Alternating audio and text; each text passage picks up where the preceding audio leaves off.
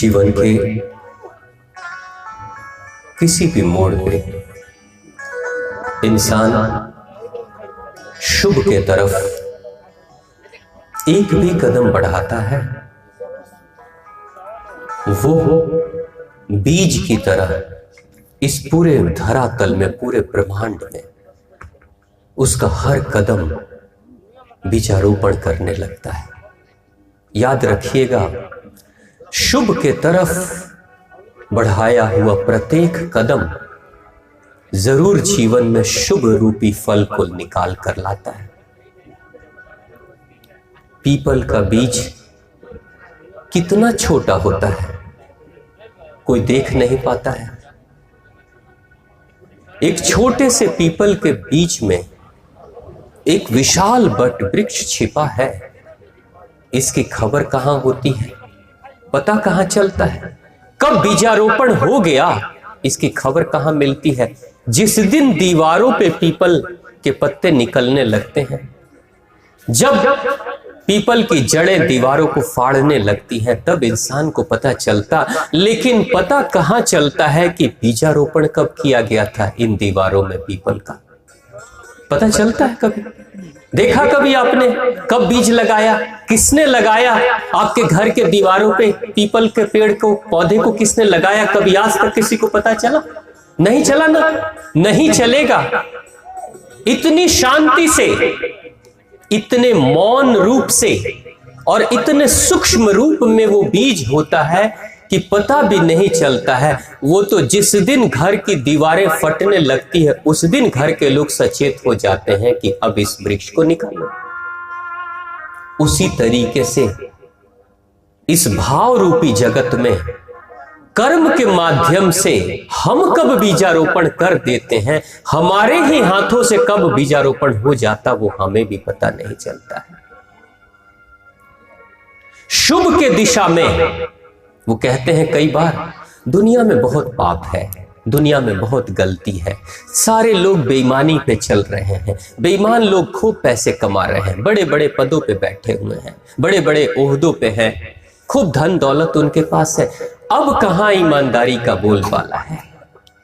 अब कहां ईमानदारी का बोलबाला? फिर ईमानदारी पे क्यों रहना? ऐसा कहते हैं ना समाज में। आज भी इस धरती पे अगर जीवन संभव है, अगर हम जीवित हैं, तो कहीं ना कहीं बेईमानी और ईमानदारी का पलड़ा जरूर बराबर रहा होगा। जिस दिन 100% इस धरती पे सिर्फ बेईमान और बेईमान लोग हो जाएंगे, उस दिन प्रलय आ जाएगा। उसके बाद जीवन संभव नहीं है। अगर यहां पे ये धरती शांत है, हवाएं चल रही हैं, हमारी सांसें चल रही हैं और धरती से पौधे निकलते हैं, फसलें निकल रही हैं, आकाश बरसता है हमारे खेतों की सिंचाई के लिए, तो कहीं ना कहीं इस धरती पे ईमानदारी अभी भी है, ईश्वरीय सत्ता अभी भी है। जब पूरी तरीके से दानों ही दानों अहंकारी पापी भर जाएंगे इस धरती पे, तो इस धरती पे प्रलय चला आएगा। फिर से इस धरती को दोबारा बनाने की जरूरत पड़ेगी। तो मत कभी सोचिएगा कि दुनिया में बेईमान ज्यादा है। कितने भी होंगे फिर भी ईमानदार जरूर होंगे, तभी धरती शांत है। इसलिए जो आपको कहते हैं कि चारों तरफ बेईमानी का बोलबाला है, आप भी बेईमानी कर लो, मत करो गलती से भी ये काम, क्योंकि रत्नाकर की तरह फैसला तो हमारा भी होगा। और जिस दिन रत्नाकर ने अपना मन बदला, उस दिन वाल्मीकि भी उसी के अंदर से पैदा हो गए। जीवन में अगर एक छोटा भी शुभ का काम आप करोगे, एक कदम भी शुभ के तरफ बढ़ाओगे ना, वो भी अनेकों शुभ के फल लेकर आएगा। हर कदम धर्म के तरफ बढ़ा हुआ हर कदम आपके जीवन में फूल खिलाने की क्षमता रखता है, और अधर्म के तरफ बढ़ा हुआ हर कदम आपके जीवन में दुख लाने की क्षमता रखता है। प्रत्येक कदम के अंदर इतनी क्षमता है कि अपने जैसे अनेकों दुखों को ला सकता है, अगर दुख के कदम उठे हैं तो। प्रत्येक शुभ के कदम में इतनी क्षमता है कि हजारों अपने जैसे शुभ के फसल लेकर आ सकता है। एक बार किसी ने पूछा भगवान शिव शंभु से, हे शिव शंभु, शमशान में जले हुए भस्म जो अशुभ है, उस भस्म का लेप लगा लेते हो पूरे शरीर में, ऐसा क्यों भगवान, ऐसा क्यों करते हो प्रभु? भगवान शिव शंभु कहते हैं, वो जो मरा है ना, जो मरते हैं ना, मरते तो हैं दुनिया में, लेकिन आते हैं मेरे ही घर पे, शमशान की भूमि पे।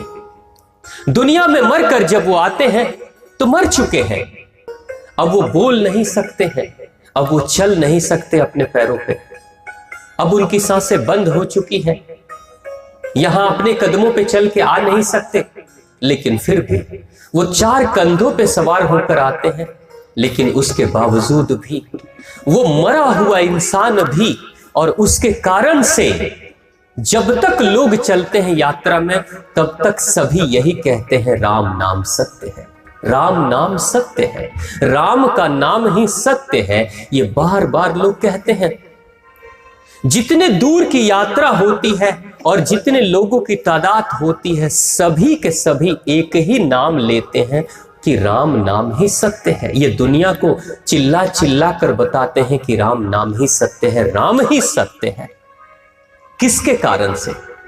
वो जो दूसरों के कंधे पे सवार होकर आ रहा है, जो बोल नहीं सकता, जो सांसें ले नहीं सकता, लेकिन उसके बावजूद भी उसके कारण से तो इतने लोगों ने राम नाम सत्य है या राम का जाप किया ना। मेरे भगवान का नाम लेने वाला, जिनका जाप मेरे हृदय में हमेशा चलता है, राम का ही नाम का जाप मेरे हृदय में चलता है, वो इंसान चाहे दुनिया में जीवन में कितना भी गलत किया होगा, बुरा किया होगा, ईर्ष्या और द्वेष किया होगा, कितना भी नफरत किया होगा, लेकिन अंतिम यात्रा में उसके कारण से कुछ लोगों के जुबान पे राम का नाम तो चला आया ना, मेरा महामंत्र तो चला आया ना। इसलिए उसके कारण से इतने लोग पवित्र हुए, कुछ क्षण के लिए ही सही, लेकिन उसके कारण से कुछ लोग पवित्र हुए। उसके कारण से वो जब जल रहा था, जब उसकी देह जल रही थी शमशान भूमि में, जलती हुई उस चिता को, जलती हुई उसकी लाश को देखकर जितने भी लोग बैठे थे शमशान की भूमि में, सबके मन में शुद्धता के ही भाव चले आए थे। आप जाते हो शमशान की भूमि में, जलती हुई लाशों को देखकर क्या मन में कभी वासना जगती है? कभी क्रोध जगता है? कभी ईर्ष्या, द्वेष, बेईमानी, लालच, लोभ, लूटपाट करने की जिज्ञासा जगती है कभी? क्या मन में एक आवाज नहीं उठती अंदर से, सब बेकार है, सब छूट जाने वाला है, तो उसके लिए इतना झूठ फरेब क्यों करना? क्या उठता नहीं आपके मन में? उस शमशान की भूमि में जाने वाले प्रत्येक लोग अगर आपस में बात करते हैं तो यही कहते हैं, सब बेकार है, एक दिन हमें भी लाकर यहां कोई जला देगा। जब तक शमशान की भूमि में इंसान रहता है तब तक शुद्ध ही रहता है। इस दुनिया में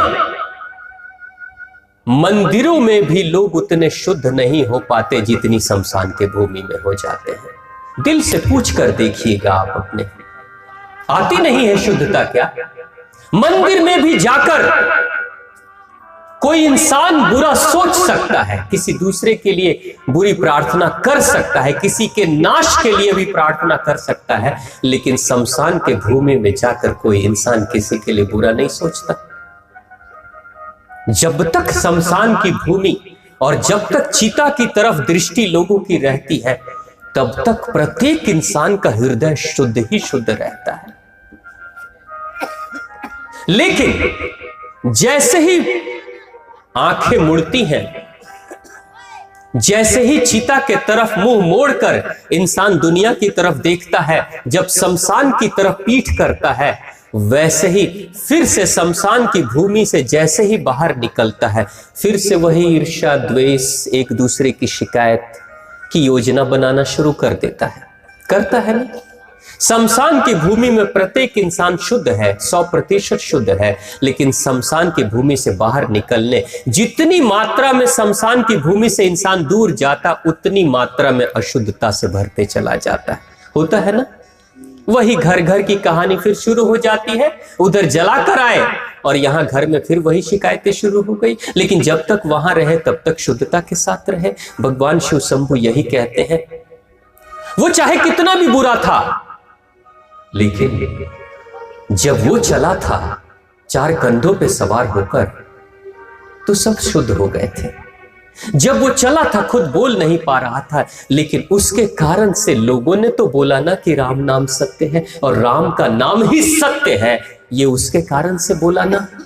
वो खुद जल रहा था, लेकिन उसके जलती हुई चिता को देखकर किसी के मन में शुद्धता के भाव जगे ना। वो मर गया, वो जल गया, वो भस्म हो गया, लेकिन उसके बाद भी जब तक वो रहा तब तक लोगों को शुद्ध करके रखा ना। उसके कारण से ही लोग शमशान की भूमि में आए ना, नहीं तो कौन आता? एक अकेला कईयों को लेकर चला आता है और कुछ पल के लिए ही सही, लेकिन शुद्धता के राह पे लेकर चलता है। वो इतना सम्मान के काबिल है मेरे लिए वो इंसान, जिसके कारण से दूसरे पवित्र हो गए। इसलिए उसे सम्मान प्रदान करने के लिए कभी वो मेरे नाम का तिलक करता होगा अपने मस्तक पे, लेकिन आज जब उसने और उसके कारण से दूसरे शुद्ध हो गए, तो मैंने उसके सम्मान में उसकी जली हुई लाश के उस भस्म को पूरे शरीर पे लपेट लेता हूं। तूने तो जीवन में एक बार तिलक किया, मैं ले तेरे सम्मान में पूरे शरीर पे मैं लगा लूंगा। तेरा भस्म इतना पवित्र है, इसलिए मैं शमशान की भूमि का भस्म अपने ऊपर लगा कर रखता हूं। भगवान क्या कहते हैं? भगवान कहते हैं कि धर्म के तरफ, शुद्धता के तरफ, सत्य के तरफ अगर तुम एक कदम बढ़ाओगे ना, तो मैं तुम्हारे तरफ 10 कदम बढ़ा दूंगा। लेकिन बढ़ाकर तो देखो, एक बार आगे तो बढ़ो, एक बार अपने हृदय में सत्य भाव और करुणा को तो जगाओ कि सिर्फ तुम मेरी पूजा नहीं करोगे, जिस दिन शुद्धता के तरफ तुम बढ़ोगे उस दिन से मैं तुम्हारी पूजा करना शुरू कर दूंगा। तुम्हारे भस्म को, अशुभ भस्म को, जिसको दुनिया तिरस्कार कर देती, उसको भी मैं अपने मस्तक पे लगा लूंगा। बोलिए भगवान शिव शंभु की जय।